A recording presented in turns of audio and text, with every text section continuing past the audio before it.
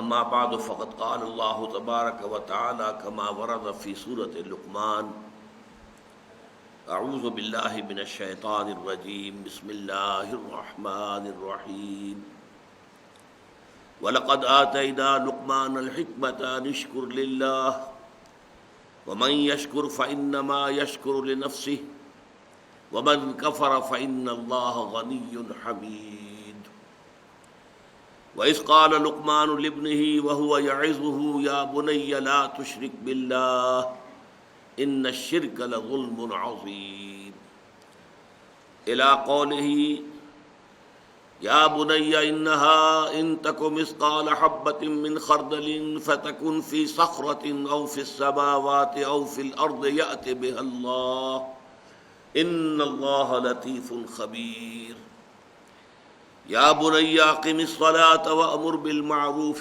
وانہ عن المنکر واصبر على ما أصابك ان ذلك من عزم الامور صدق اللہ العظیم رب اشرح لي صدري ويسر لي امري واحلل عقدة من لساني يفقهوا قولي اللهم ربنا الهمنا رشدنا واعذنا من شرور انفسنا اللهم ارنا الحق حقا وارزقنا اتباعه وارنا الباطل باطلا وارزقنا اجتنابه اللهم وفقنا لما تحب وترضى وتقبل منا فإنك خير المتقبلين آمین یا رب العالمین۔ سورہ لقمان کے دوسرے رکوع کی کل 8 آیات ہیں۔ پہلے حصے کی جو 4 آیات ہیں نصف اول کی، ان میں سے صرف ایک آیت ہے کہ جو حضرت لقمان کی نصیحت پر مشتمل ہے جو انہوں نے اپنے بیٹے کو کی۔ باقی 3 آیات اللہ تعالیٰ کی طرف سے ہیں۔ پہلی آیت میں اللہ تعالیٰ نے انٹروڈیوس کرایا حضرت لقمان کو۔ ہم نے لقمان کو حکمت اور دانائی عطا کی تھی کہ کر شکر اللہ کا، اور جو کوئی شکر کرتا ہے وہ اپنے ہی بھلے کو کرتا ہے، اور جو کفران نعمت کی روش اختیار کرتا ہے تو اللہ تعالیٰ تو غنی ہے، اسے کسی کے شکر یا کسی کی طرف سے کسی بھی طرح کے حمد اور ستائش کی کوئی حاجت نہیں۔ اس کے بعد پھر وہ نصیحت آئی جو یوں کہیے کہ 100 نصیحتوں کی ایک نصیحت ہے۔ وَإِذْ قَالَ لُقْمَانُ لِابْنِهِ وَهُوَ يَعِظُهُ يَا بُنَيَّ لَا تُشْرِكْ بِاللَّهِ، اور یاد کرو جب کہ کہا تھا لقمان نے اپنے بیٹے سے جب کہ وہ اس سے نصیحت کر رہے تھے، اور یہ نصیحت جیسا کہ میں عرض کر چکا ہوں ان کے انتقال کے وقت کی ہے، وصیت کے انداز میں۔ اے میرے بچے، اللہ کے ساتھ کسی کو شریک مت ٹھہرائیو، ان الشرک لظلم عظیم، یقیناً شرک بہت بڑا ظلم ہے، بہت بڑی ناانصافی ہے۔ یہاں سے در حقیقت شکر کا جو ایک لازمی تقاضا ہے، ادائے حقوق، اگر کوئی آپ کے ساتھ کوئی بھلائی کر رہا ہے تو آپ بھی اس کے ساتھ بھلائی کرنی چاہیے۔ هل جزاء الاحسان الا الاحسان، قاعدہ ہے، کلیہ ہے، فطرت کی بدیہیات میں سے ہے۔ تو اسی میں سے ایک تقاضا نکلتا ہے کہ پھر اس کا ایک حق آپ پر قائم ہو جاتا ہے کہ جو حق آپ کو ادا کرنا ہے۔ تو اللہ تعالیٰ کے حقوق کو تو یوں کہیے کہ دریا کو کوزے میں بند کر دیا گیا ایک لفظ میں کہ اللہ کے ساتھ شرک نہ کیا جائے۔ سارے حقوق اس میں آ گئے، ہاتھی کے پاؤں میں سب کے پاؤں۔ یہ جیسا کہ ہم عرض کر چکے ہیں، انشاءاللہ علیحدہ سے پورا ایک درس جو ہے اسی موضوع پر ہوگا، حقیقت و اقسام شرک۔ اس کے بعد ادائے حقوق کا تذکرہ جو آیا تو اس میں والدین کا حق، مخلوق میں سب سے بڑھ کر جو حقوق ہیں انسان پر وہ والدین کے ہیں۔ خالق اگرچہ اللہ ہے لیکن تخلیق میں ذریعہ والدین بنے ہیں۔ پروردگار پالنہار رزاق اللہ ہے، لیکن یہ کہ انسان تک اس کی یہ تمام رزاقیت جو ہے وہ پہنچتی ہے والدین کی اس کے ذریعے سے۔ بچپن کے اندر وہی در حقیقت ذریعہ بنتے ہیں اس کے پالنے اور پوسنے کا۔ لیکن اس میں یہ ہے کہ اگر والدین کا یہ حق کہ ان کے ساتھ حسن سلوک کیا جائے، اس سے آگے بڑھ کر اللہ تعالیٰ کے حق پر دسترازی کرے اور انسان کو مجبور کرے کہ وہ اللہ کے ساتھ شرک کرے، تو صاف کہہ دیا گیا ان کا کہنا، ان دونوں کا کہنا مت مانو، میری ہی طرح تم سب کو لوٹنا ہے، تمہیں بھی اور تمہارے والدین کو بھی۔ پھر وہاں سب کو معلوم ہو جائے گا کہ حقیقت حال کیا تھی۔ دنیا میں تمہیں ان کے ساتھ حسن سلوک تو ضرور کرنا چاہیے، لیکن یہ کہ اطاعت اور اتباع کا معاملہ در حقیقت والدین کے لیے نہیں ہے، بلکہ واتبع سبیل من اناب الیہ، پیروی کرو اس شخص کے راستے کی جس نے اپنا رخ میری طرف کر لیا۔ لہذا اس میں ہے در حقیقت دوسری ہدایت کے جو سامنے آ گئی۔ اب پھر حضرت لقمان کی نصائح کا سلسلہ شروع ہو رہا ہے۔ یہ پہلے نصف کی آخری آیت اور دوسرا نصف جو ہے اس کی چاروں آیات جو ہے مشتمل ہے حضرت لقمان کی نصائح پر۔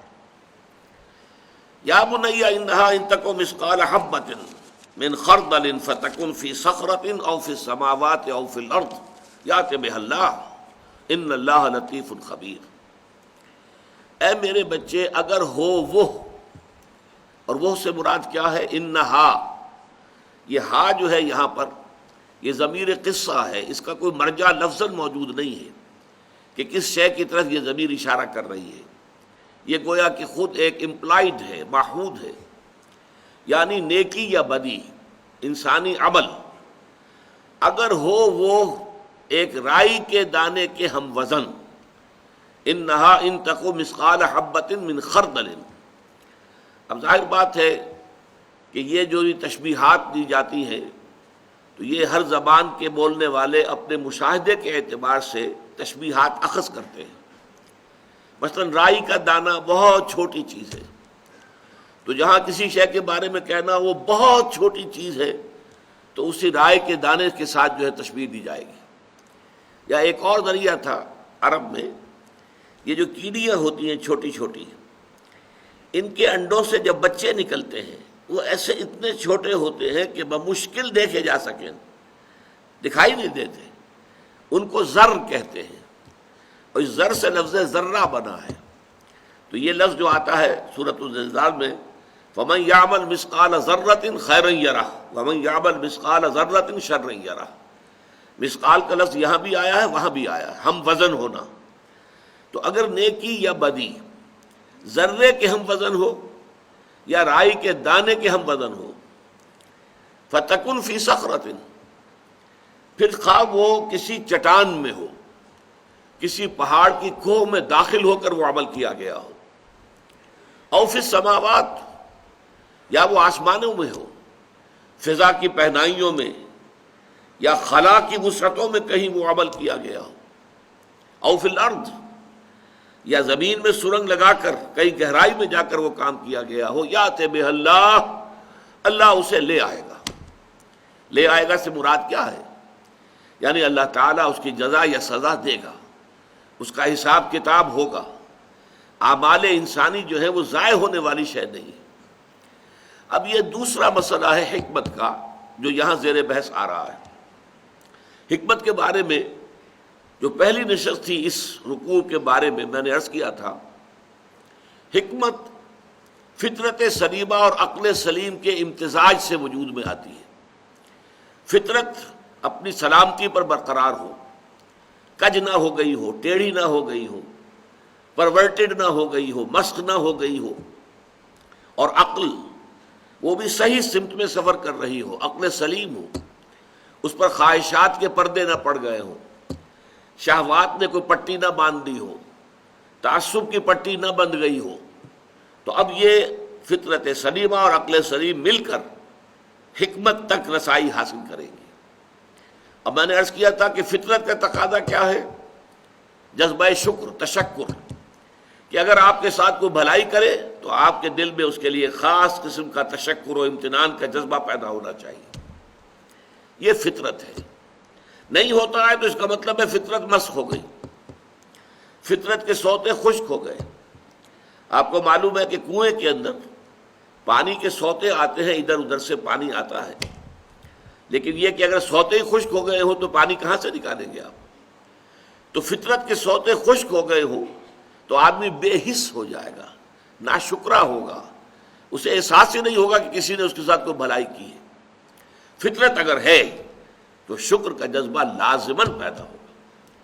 اب عقل کا کام کیا ہے؟ وہ اپنے محسن حقیقی کو پہچانے، میرا اصل منعم کون ہے، اصل محسن کون ہے، میرا خالق کون ہے، میرا رب کون ہے۔ جیسے جیسے میں عرض کر چکا ہوں کہ انسان کے ذہن کا ارتقاء ہوتا ہے، اس کے شعور کا دائرہ وسیع ہوتا ہے، ابتدا میں وہ سمجھتا ہے میرے والدین ہی سب کچھ ہے، وہی پالتے پوستے ہیں، وہی میری تکلیف پر خود تڑپ اٹھتے ہیں، وہی میری ہر ضرورت پوری کرنے کے لیے ہر وقت تیار ہوتے ہیں، وہی مجھے ہر خطرے سے بچانے کے لیے ہر وقت آمادہ ہوتے ہیں، لہذا وہ جذبہ تشکر صرف ان کی ذات تک وہ مرکوز ہوتا ہے۔ پھر جیسے جیسے شعور کا دائرہ وسیع ہوتا ہے، کنبہ، قبیلہ، خاندان، ملک، قوم، پھر یہ پوری کائنات، یہ ہوائیں جو چل رہی ہیں اور یہ سورج کی جو تمازت اور حرارت ہے، ان سب سے ہماری فصلیں پکتی ہیں، بارشیں ہوتی ہیں، گویا کہ یہ ربوبیت کا ہمارا سب سے بڑا ذریعہ یہ ہے۔ یہی وجہ ہے کہ آپ کو معلوم ہے کہ پوری دنیا میں مشرکانہ نظام جہاں بھی رہے ہیں، سورج کو ایک بہت بڑے دیوتا کی صورت حاصل رہی ہے، اس کو حیثیت حاصل رہی ہے، سورج دیوتا۔ لیکن معلوم ہو گیا کہ ہماری تو ساری جو وجود ہے اس زمین میں بسنے والوں کا، اس کی ساری جو تقاضے ہیں وہ سورج کے ذریعے سے پورے ہوتے ہیں۔ اس کے بعد جیسا کہ میں نے عرض کیا تھا، ایک ابراہیمی چھلانگ اور ہے، وہ ابراہیمی چھلانگ جو سورہ انعام میں آئی ہے، انی وجہت وجہی للذی فطر السماوات والارض حنیفا وما انا من المشرکین۔ یہ ساری کائنات بھی جکڑی ہوئی ہے کسی ہستی کے قانون میں۔ وہ قانون کس نے بنایا ہے؟ وہ کوئی ایک ہستی ہے، بس میں نے اپنا رخ اس کی طرف کر لیا ہے۔ یہاں نتیجہ کیا نکلا؟ انشکر للہ، تمہارے شکر کا اب اصل مستحق کون ہے؟ اللہ ہے۔ اب آگے چلیے، ایک دوسری شے جو فطرت کے اندر مضمر ہے وہ یہ ہے کہ نیکی نیکی ہے، بدی بدی ہے۔ جیسا کہ میں نے اس وقت عرض کیا تھا، بدیہیات فطرت جنہیں ہم کہتے ہیں، جو چیزیں بالکل از خود روشن ہیں، از خود واضح ہیں۔ آفتاب آمد، دلیل آفتاب، سورج طلوع ہو گیا، اپنے وجود پر وہ خود دلیل ہے۔ اگر کوئی انکار کرے نہیں سورج نہیں، ثابت کرو کہ سورج ہے، وہ ثابت کرنے میں شکوک پیدا ہو جائیں گے، اس کے اندر یقین پیدا نہیں ہو سکتا، وہ تو خود بخود ظاہر ہے کہ سورج موجود ہے۔ اسی طریقے سے جو بدیہیات فطرت ہیں، کہ جو بالکل سیلف ایویڈنٹ چیزیں ہیں، ان کو ثبوت درکار نہیں ہوتا۔ اس کی طرح کی ایک شے یہ ہے کہ فطرت انسانی کے اندر یہ مورل لا یہ موجود ہے۔ آپ کے علم میں ہوگا کہ ایک بہت بڑی کتاب لکھی گئی تھی، کانٹ نے لکھی تھی، کرٹیک آف پیور ریزن، اور اس نے ثابت کیا تھا کہ اللہ کے وجود کے لیے، خدا کے وجود کے لیے کوئی منطقی دلیل وہ موجود نہیں ہے۔ جو دلیل بھی دی جاتی ہے اسے منطق ہی کاٹ دیتی ہے۔ ان الحدید بالحدید یفلح، لیکن اس نے پھر بعد میں ایک اور کتاب لکھی۔ اب یہ بھی ہو سکتا ہے کہ وہ ماحول کے دباؤ کے تحت لکھی ہو کہ اس کے خلاف بڑے جذبات وہ پیدا ہو گئے کہ خدا کا تو اس نے انکار کر دیا گویا کہ۔ پھر اس نے لکھا ہے کرٹیک آف پریکٹیکل ریزن، اور کہا کہ پریکٹیکل زندگی کا جو ہمارا حصہ ہے عملی، اس کے لیے خدا کا ماننا ناگزیر ہے، لازمن ہے، اس لیے کہ مورل لا ودن، ہمارے اندر مورل لا وہ موجود ہے۔ The starry heavens above and the moral laws within, ہمارے سروں کے اوپر یہ جو ستاروں بھرا آسمان ہے، یہ اللہ کے وجود پر شاہد ہے۔ منطق سے ثابت نہیں ہوتا اللہ، لیکن اللہ تعالیٰ ان آیات کے حوالے سے ثابت ہوتا ہے۔ اور مورل لا ودن، یہ مورل لا کہ خیر خیر ہے، شر شر ہے، نیکی نیکی ہے، بدی بدی ہے، اچھائی اچھائی ہے، بھلائی بھلائی ہے، برائی برائی ہے۔ اس میں بھی اگر کوئی شخص ثابت کرنا کہ مطالبہ کرے، ثابت کرو، ثابت کرو کہ سچ بولنا اچھا ہے، ثابت کرو کہ جھوٹ بولنا برا ہے، تو اس بحث کے اندر تو الجھ تو جائیں گے، بات حل نہیں ہوگی۔ اس لیے کہ یہ چیزیں ہیں فطرت کی بدیہیات میں سے۔ اپنے سر ذرا جھکاؤ، اپنے دل کو ٹٹولو، اپنے باطن میں جھانکو، اپنے من میں ڈوب کر پا جا سراغ زندگی، اور اس کے بعد تمہیں اگر معلوم ہو کہ واقعی بات صحیح ہے، خیر خیر ہے، شر شر ہے، نیکی نیکی ہے، بدی بدی ہے۔ آج کل تو آپ کو معلوم ہے کہ ایک مقولہ عام بھی ہے، nothing is good or bad, only thinking makes it so۔ یہ بہت بڑا گویا کہ اخلاق کے تمام نظام کو تلپٹ کر دینے والا قول ہے۔ نہ کوئی خیر خیر ہے، نہ کوئی شر شر ہے، یہ تو ہمارے سوچنے سے ہم نے سوچ لیا کہ یہ خیر ہے، اور ہم نے سوچ لیا کہ یہ شر ہے، گویا کہ یہ سب کچھ ہماری سوچ کا نتیجہ ہے۔ معاذ اللہ، معاذ اللہ، یہ پورے نظام کو تلپٹ کر دینے والا اخلاقیات کی جو ہے جڑیں کھود دینے والی بات ہے، لیکن یہ اس وقت عام طور پر لوگوں کی زبان پر یہ جملہ ہوتا ہے، نتھنگ از گڈ اور bad, only thinking makes it so. نہیں، گڈ اور ایول، اچھائی اور برائی، یہ در حقیقت مستقل اقدار ہیں اور نفس انسانی کے اندر ودیت شدہ موجود ہے. نفس انسانی کے اندر، صرف روح میں نہیں، یہ نوٹ کر لیجئے. اس لیے کہ قرآن مجید کی ایک عظیم سورت جو ہے والشمس وضحاها، اس کا مرکزی مضمون یہ ہے وَنَفْسٍ وَمَا سَوَّاهَا فَأَلْهَمَهَا فُجُورَهَا وَتَقْوَاهَا قَدْ أَفْلَحَ مَنْ زَكَّاهَا وَقَدْ خَابَ مَنْ دَسَّاهَا. یہ مرکز ہے اس کا، یہ عمود ہے. شاہد ہے وہ نفس، یا قسم ہے اس نفس کی، اور جو اللہ نے اس کو بنایا، سنوارا، تسویہ کیا، اسے درست کیا، نک سکھ سے درست کیا، اور پھر اس میں الہامی طور پر فجور اور تقوی کا علم کہ یہ بات اچھی ہے، یہ بری ہے، یہ تقوی کی بات ہے اور یہ فجور اور فسوق کی بات ہے، یہ ہم نے الہامی طور پر ودیت کر دیا. اچھا، پہلی بات تو یہ ہو گئی، یہ تو ہے فطرت کی بات. اب عقل کی بات آتی ہے. اس میں عقل جو ہے وہ یہ دیکھتی ہے اس کائنات کے اندر اپنے مشاہدے کی بنیاد پر، اس پوری کائنات میں کوئی شے بیکار، بے مقصد، بے نتیجہ نہیں ہے. گھاس کے ایک تنکوں کے بھی آپ نہیں کہہ سکتے کہ یہ بیکار ہے. ہر شے کا اپنا ایک فنکشن ہے. یہ کیڑیاں جو ہیں یہ بھی کوئی فنکشن جو ہے وہ پورا کر رہی ہیں. ہر شے، ہر مخلوق، چھوٹی بڑی، ہر شے کا کوئی نہ کوئی جو ہے نتیجہ ہے، نتیجہ خیز ہے. کار عبث یہاں نہیں ہے. ربنا ما خلقت ھذا باطلا، پروردگار تو نے یہ سب کچھ بیکار پیدا نہیں کیا ہے.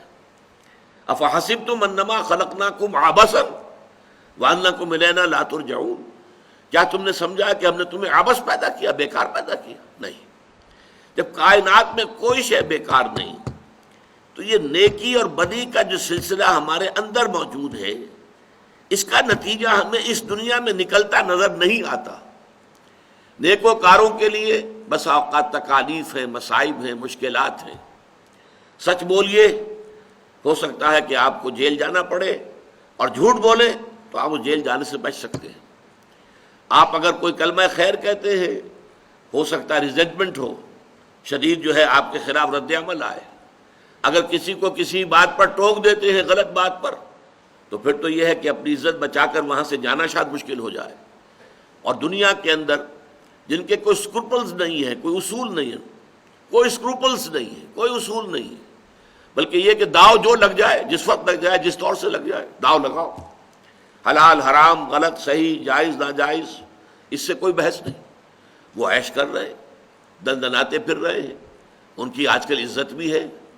جانتے بھی ہیں کہ ان صاحب کے پاس جو رقم آئی ہے یہ سب کی سب سمگلنگ کی ہے، یا ان کے پاس جو دولت نظر آ رہی ہے یہ سب ہیروئن کی ٹریڈ کی ہے، لیکن پھر بھی عزت انہی کی ہے، سلام انہی کو کیا جاتا ہے. نیکوکاروں کے لیے یہاں پر 2 وقت کی سوکھی روٹی مشکل ہے. لہذا معلوم ہوا کہ اس اعتبار سے، مورل لا کے اعتبار سے، یہ دنیا نامکمل ہے. فزیکل لا کے اعتبار سے یہ مکمل ہے. آپ سنکھیا کھائیں گے مر جائیں گے، لیکن آپ کسی یتیم کا مال ہڑپ کر جائیں گے کچھ بھی نہیں ہوگا. معلوم ہوا مورل لا یہاں افیکٹو نہیں ہے، نتیجہ خیز نہیں ہے، اس کے نتائج نہیں نکل رہے. حالانکہ عقل کا تقاضا یہ ہے کہ گندم از گندم بے رویت، جو سے جو، گندم سے گندم پیدا ہونی چاہیے، جو سے جو پیدا ہونی چاہیے.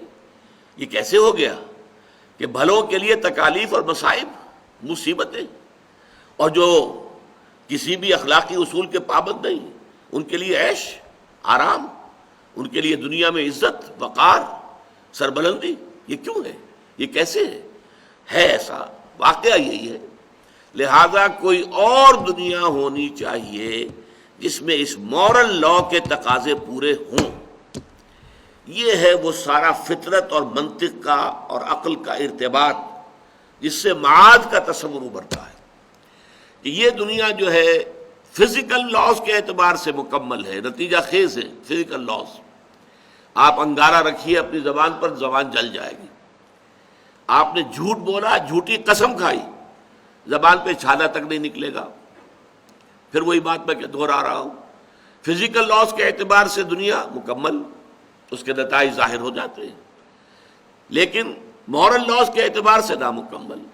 لہذا کوئی اور عالم ایسا ہونا چاہیے کہ وہ اللہ کہ جو عادل ہے، قائم بالقسط ہے، جو انصاف کرنے والا ہے، وہ در حقیقت پھر ہر ایک کو جو اس کا حق ہے حق بحقدار رسید والا معاملہ کرے، نیکوکاروں کو وہاں پر بدلہ ملے، ان کے لیے خلعتیں ہیں اور ان کو جنتوں کے اندر رکھا جائے. لیکن یہاں پر آپ دیکھیں گے، نوٹ کیجئے، چونکہ میں نے یہ بیان کیا تھا کہ حضرت لقمان نہ نبی تھے نہ نبی کے پیروکار تھے، لہذا یہاں پر معاد کا جو بنیادی فلسفہ ہے وہ تو آ گیا ہے، لیکن معاد کے ضمن میں بعث بعد الموت، حشر و نشر، حساب اعمال، پل صراط، جنت اور دوزخ، اس کا کوئی ذکر نہیں. اس لیے کہ یہ چیزیں وہ ہیں جو نبوت کے ذریعے معلوم ہوتی ہیں، یہ صرف عقل سے معلوم نہیں ہو سکتی. فطرت اور عقل دونوں کے امتزاج سے جو حکمت وجود میں آتی ہے وہ ادھر تو اشارے کر دیتی ہے کہ نہیں، انسانی اعمال ضائع ہونے والی شے نہیں ہے، لازماً نتیجہ نکلنا چاہیے، لازماً نکلنا چاہیے، لازماً نکلنا چاہیے، اور کوئی عمل خواہ کتنا ہی چھوٹے سے چھوٹا ہو ضائع نہیں ہوگا.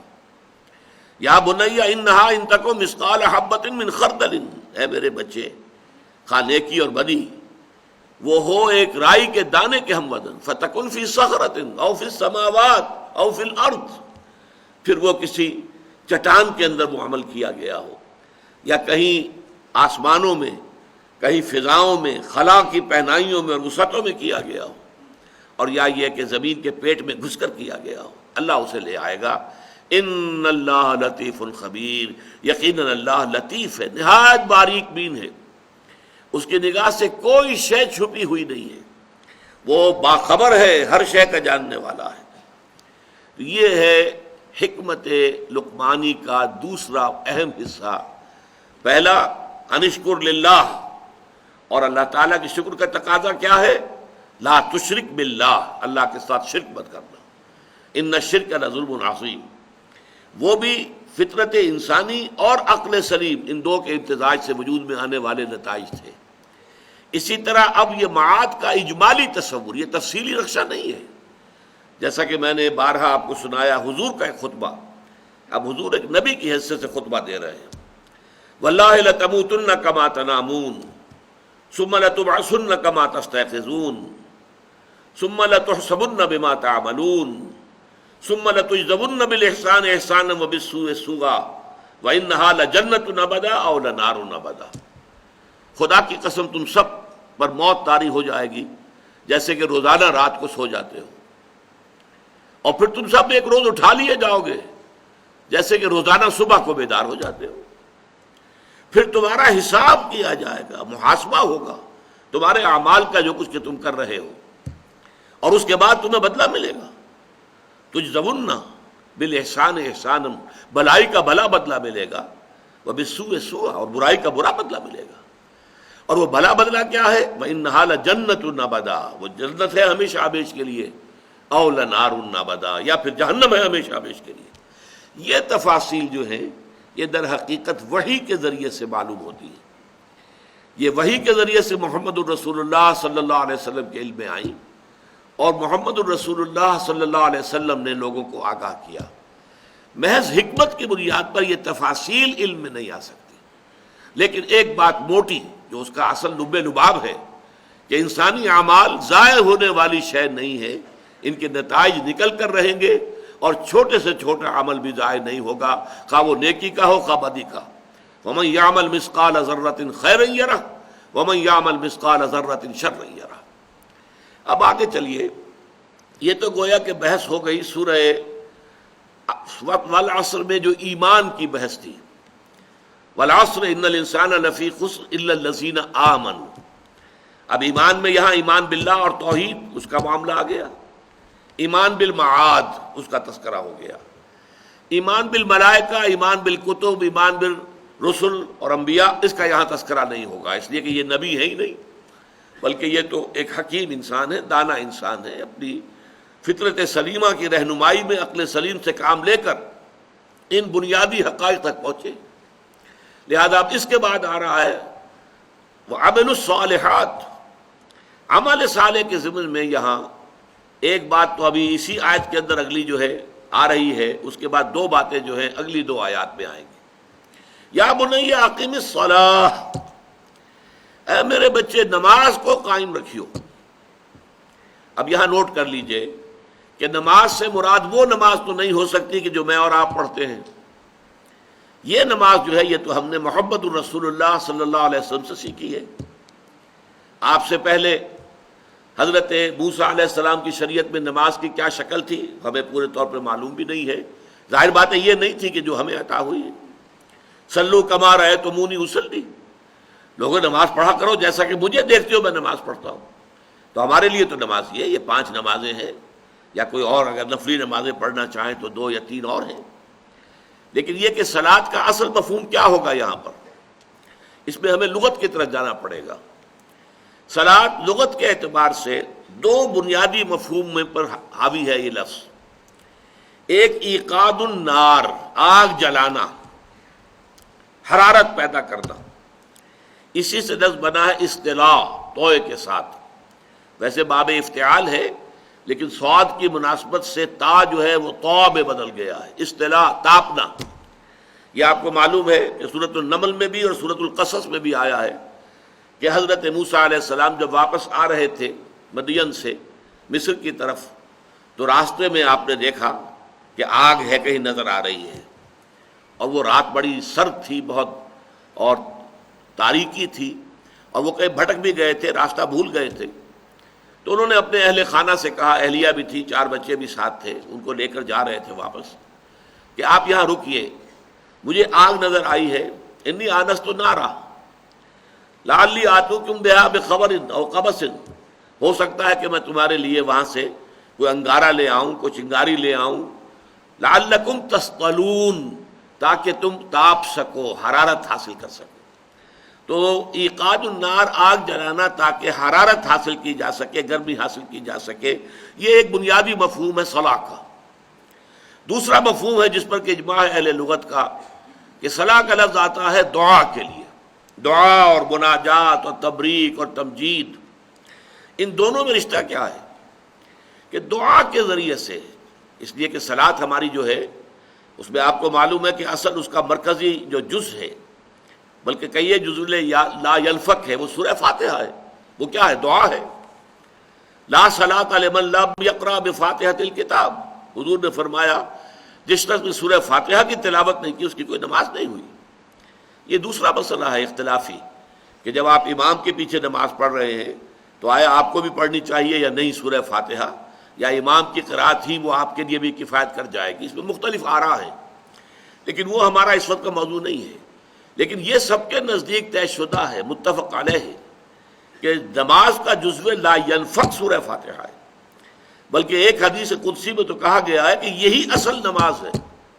حضرت ابو ہریرہ سے مسلم شریف میں روایت ہے کہ اللہ تعالیٰ فرماتے ہیں، قسمت الصلاۃ بینی و عبدی نصفین، میں نے صلاۃ کو اپنے اور اپنے بندے کے درمیان آدھا آدھا تقسیم کر لیا ہے۔ اور اس کے بعد تفصیل آتی ہے، بندہ جب کہتا ہے الحمدللہ رب العالمین، اللہ فرماتے ہیں کہ میرے بندے نے میری ثنا کی، اثنا علیہ عبدی، اور جب بندہ کہتا ہے الرحمن الرحیم مجدنی عبدی، میرے بندے نے میری بزرگی بیان کی، اس طریقے سے گویا کہ ہر ٹکڑے کے ساتھ جواب آتا ہے۔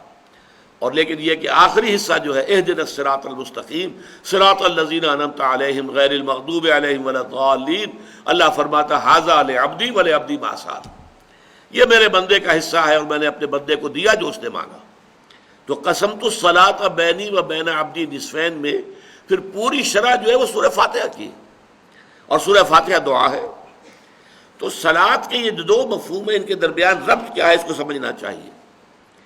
در حقیقت انسان کی روح اور ذات باری تعالی، ان کے مابین ایک ربط اور تعلق قائم رہنا چاہیے، غیر مرئی نظر نہیں آتا، لیکن یہ روح انسانی چونکہ اللہ تعالیٰ ہی کی طرف سے ودیت کی گئی ہے، بلکہ اسے اللہ نے اپنی ذات کی طرف نسبت دی ہے۔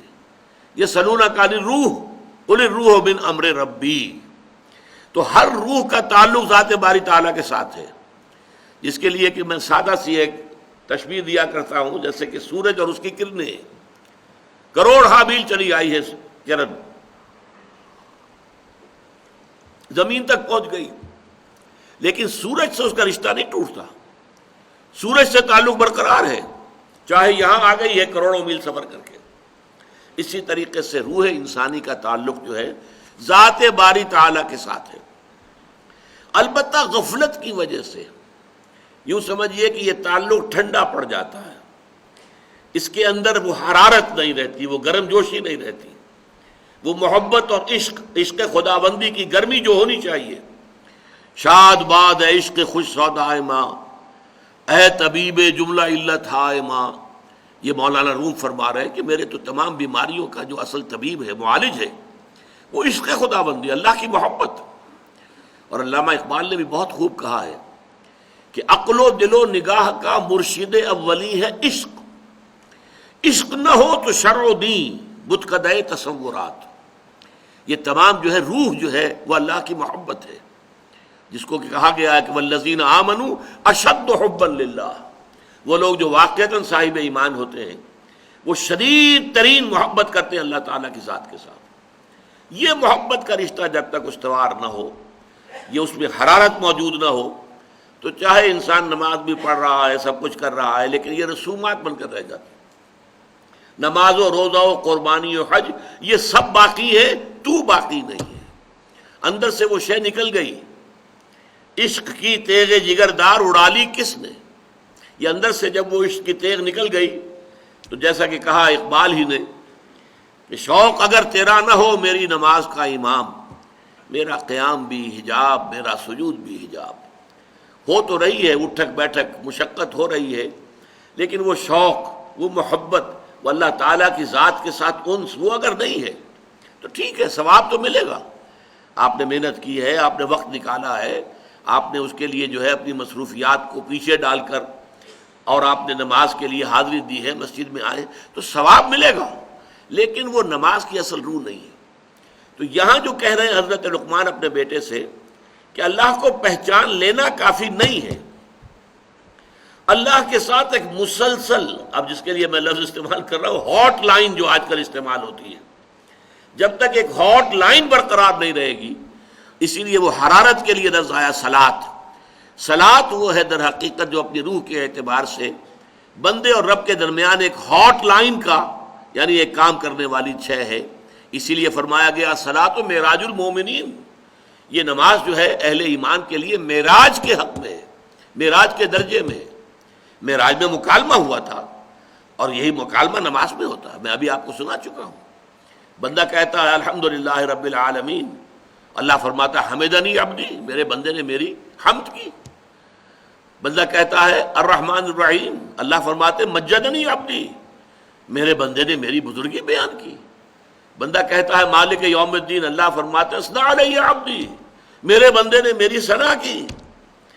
پھر بندہ کہتا ہے ایاک نعبد و ایاک نستعین، تو اللہ فرماتا ھذا ما بینی و بین عبدی، یہ ایک معاہدہ ہے میرے اور میرے بندے کے درمیان، بھلے عبدی ما سال، بندہ کہہ رہا ہے میں تیری ہی بندگی کروں گا اور کرتا رہوں گا، اور میں تجھ ہی سے مدد مانگتا ہوں اور مانگتا رہوں گا۔ اللہ فرماتا ہے یہ میرے اور اس کے درمیان اب عہد ہے، ھذا ما بینی و بین عبدی، یہ میرے اور میرے بندے کے مابین ایک عہد ہے، قول و قرار ہے، ایک معاہدہ ہے، ایک میثاق ہے، بھلے عبدی ما سال، اور میں اپنے بندے کو دوں گا، اور یا میں نے دیا اپنے بندے کو جو کچھ کہ اس نے مانگا ہے۔ تو یہ مکالمہ چل رہا ہے، افلاک سے آتا ہے نالوں کا جواب آخر، کرتے ہیں خطاب آخر، اٹھتے ہیں حجاب آخر۔ یہ انسان بسا اوقات نماز میں، اور خاص طور پر تنہائی کی نماز باجماعت میں یہ کیفیت بہت کم جو ہے انسان کو حاصل ہو سکتی ہے۔ نماز باجماعت کے کچھ اور ہیں کہ جو مصلحتیں ہیں، اس کے فوائد ہیں، وہ ایک نظم پیدا کرنا اور ایک معاشرے کے اندر ایک خاص رنگ پیدا کر دینا، ایک خاص ثقافت کو لے آنا، بروئے کار لے آنا، یہ در حقیقت اس کے خارجی اور اجتماعی جو ہے وہ مفادات اور مصلحتیں ہیں، بہت زیادہ غالب ہیں اس کے اوپر۔ اس میں جو ہے وہ داخلی رابطہ جو ہے انسان کا وہ اتنا نہیں ہو سکتا، اس لیے کہ کسی وقت آپ کا جی چاہ رہا ہے کہ ابھی آپ تسبیحیں اور کہیں رکوع کے اندر، امام کہتا ہے سمع اللہ لمن حمدہ، اور آپ کو سر اٹھانا پڑے گا، اب چاہے وہ آپ کی طبیعت کر رہی تھی، آپ سجدے بھی اندر سر رکھ کر آپ کی طبیعت چاہ رہی ہے کہ ابھی طویل ہو سجدہ، میں نے اپنے رب کے قدموں میں اپنا سر رکھ دیا ہے تو میرا یہ سجدہ طویل ہو جائے، لیکن وہ تو حکم ہوگا امام کا اللہ اکبر اور آپ کو سر اٹھانا ہوگا۔ تو وہاں ڈسپلن، نظم، اجتماعیت، تنظیم، معاشرے کی ایک ثقافت، ایک خاص رنگ، یہ اس کی برکات اجتماعی جو ہیں وہ زیادہ پیش نظر ہیں باجماعت نماز میں اور فرض نماز میں۔ یہ جو چیزیں جو میں گنوا رہا ہوں یہ نفلی نمازوں میں ہوتی ہیں، انفرادی، انسان اکیلا ہو، تنہا ہو، اور کوئی اس کے آگے پیچھے موجود نہ ہو، دائیں بائیں موجود نہ ہو، کوئی دیکھنے والا نہ ہو، اس وقت جو ہوتا ہے براہ راست اللہ تعالیٰ کے ساتھ۔ اسی لیے ضمن میں تہجد کی نماز جو ہے اصل اہمیت اس کی ہے کہ اس وقت انسان جو ہے، انسان کے اور اللہ کے درمیان پھر کوئی چیز وہ جو ہے حائل نہیں ہے، کوئی درمیان میں جو ہے حارج نہیں ہے، بلکہ یہ کہ براہ راست جیسا کہ سورہ مزمل میں فرمایا ان ناشئۃ اللیل ہی اشد وطئا واقوم قیلا، جو بات کہی جاتی ہے وہ سیدھی جاتی ہے، سیدھا کلام جاتا ہے۔ تو یا بنی اقم الصلاۃ وامر بالمعروف وانہی عن المنکر، اس میں ایک نقطہ اور سمجھ لیجئے کہ ایک ہے لفظ مسلین، قرآن مجید میں یہ صرف ایک جگہ پر مقام مدح میں آیا ہے، لیکن اکثر جگہوں پر جو ہے یہ ذم میں آتا ہے، فویل للمصلین الذین هم عن صلاتهم ساہون، تو ہلاکت اور بربادی اور تباہی ہے ان نمازیوں کے لیے کہ جو اپنی نمازوں سے غافل ہیں۔ اب یہ غفلت دونوں طرح کی ہے، ایک تو یہ کہ آپ اس کی پابندی نہیں کر رہے، آپ بر وقت ادا نہیں کر رہے، آپ کی زندگی کا وہ در حقیقت دھرا نہیں بنا ہے کہ اسی کے گرد زندگی گھوم رہی ہو، نماز باجماعت کا ادا نہیں کر رہے۔ ایک یہ کہ نماز پڑھتے ہوئے آپ اس سے غافل ہیں، نماز پڑھ رہے ہیں لیکن دل جو ہے کہیں اور ہے، ذہن میں کچھ اور حساب کتاب چل رہا ہے، کوئی اور چیزیں ہیں، کوئی اور خیالات ہیں جن کا تاتا بدا ہوا ہے۔ تو فویل للمصلین الذین هم عن صلاتهم ساہون، لیکن یہ جو اقامت الصلاۃ ہے، اقیم الصلاۃ، نماز قائم کرو، یہ در حقیقت اس سے بہت زیادہ اس کے اندر بلاغت ہے، بہت مفہوم اس کے اندر، یہ پورا نظام اس کا قائم رکھو۔ یہ گویا کہ ہماری زندگی کی، اور اس وقت واقعتاً جو لوگ نماز کا کسی درجے میں بھی حق ادا کرتے ہیں، ان کا پورا جو 24 گھنٹے کا نظام ہے وہ نمازوں کے حوالے سے ان کا سارا جو نظم الاوقات ہے وہ بنتا ہے۔ کسی کو وقت دینا ہے ملاقات کے لیے تو فلاں نماز کے بعد، کہیں جانا ہے تو فلاں نماز کے بعد، اس لیے کہ ایسا نہ ہو کہ وہ نماز جو ہے باجماعت اس میں کوئی خلل واقع ہو جائے۔ لیکن یہ ہوتا ہے کب؟ جبکہ اس کی پوری پابندی کی جا رہی ہے۔ تو یہ ہے اقامت الصلاۃ، نماز قائم کرنا۔ امام راغب نے ایک روایت نقل کی ہے لیکن حوالہ نہیں دیا ہے، ان المصلین کثیر والمقیمین لہا قلیل، نماز پڑھنے والے تو بڑی تعداد میں ہیں لیکن نماز کو قائم رکھنے والے، قائم کرنے والے بہت کم تعداد میں ہیں۔ تو نماز پڑھنا اور ہے اور نماز کا قائم رکھنا اور ہے۔ تو یا بنی اقم الصلاۃ وامر بالمعروف وانہی عن المنکر، نیکی کا حکم دو، بدی سے روکو۔ اب یہ امر بالمعروف اور نہی عن المنکر ایک نئی اصطلاح ہے جس سے کہ ہم اس وقت جو ہے متعارف ہو رہے ہیں۔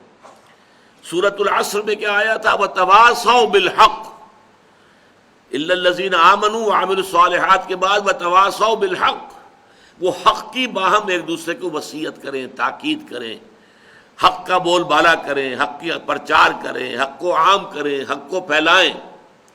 یہاں اس کے لیے اب ایک اصطلاح آ گئی ہے، اور اس لیے میں عرض کر رہا ہوں یہ قرآن مجید کی اہم اصطلاحات میں سے، اس لیے کہ یہ لفظ جو ہے قرآن مجید میں 10 مرتبہ جوڑے کی شکل میں آیا۔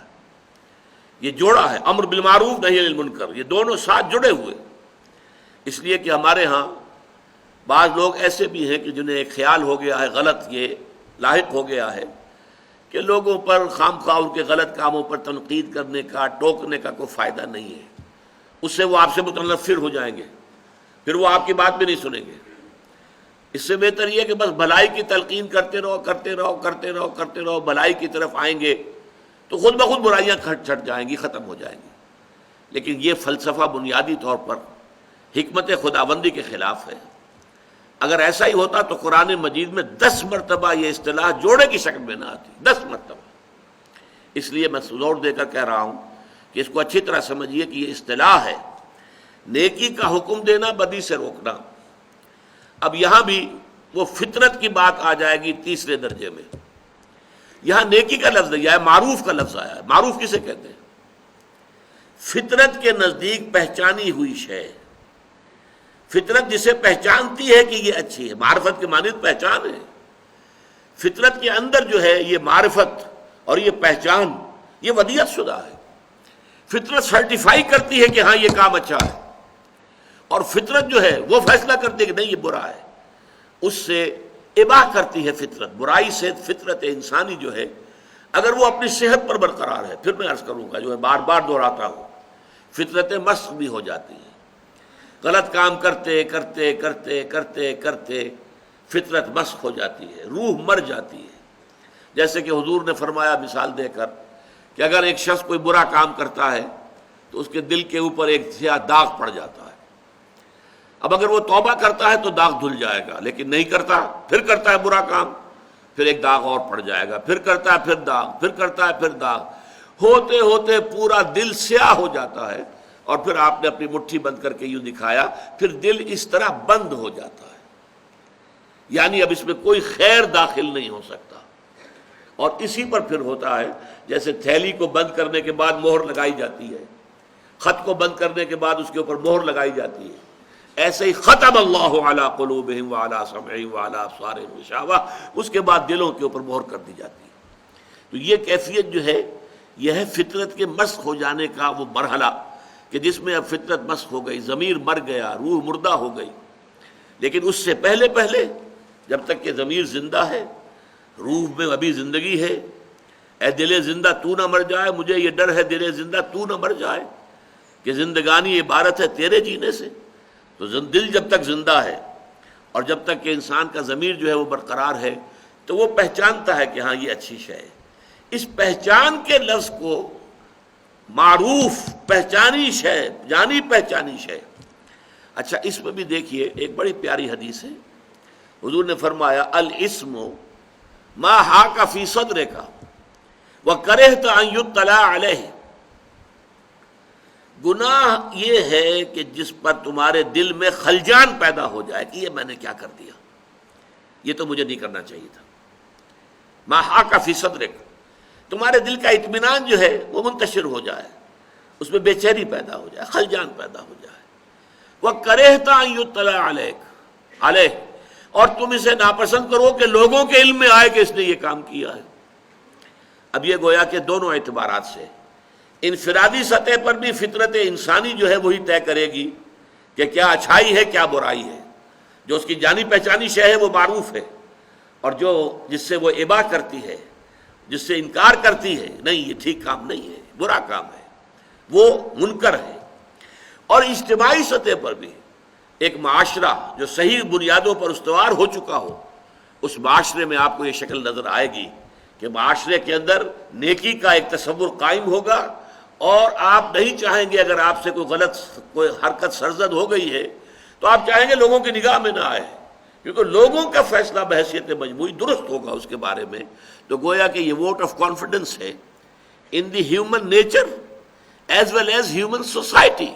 انسانی معاشرہ بھی صحیح حکم لگاتا ہے، خیر کو خیر اور شر کو شر کہتا ہے۔ وَكَرِهْتَ أَن يُطَّلَعَ عَلَيْهِ، یہ موضوع انشاءاللہ اگلے نشست میں جاری رہے گا۔ بارک اللہ لی ولکم فی القرآن العظیم ونفعنی وإیاکم بالآیات والذکر الحکیم۔